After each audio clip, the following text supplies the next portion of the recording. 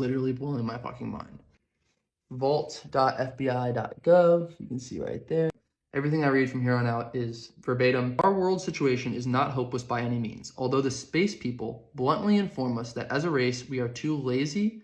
Spiritually, we must become more potent if we are to hold this planet together against the efforts of the dark forces which hope to blow it to bits.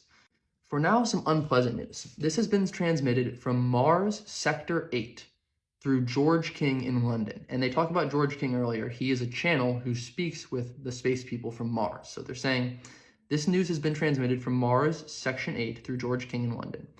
We have to begin paying off our karmic debts in the form of disease, which cannot be abated unless we discontinue the nuclear experiments. However, to help all of us through the coming period of epidemics, the space people will have placed 4 space stations in orbit around the Earth.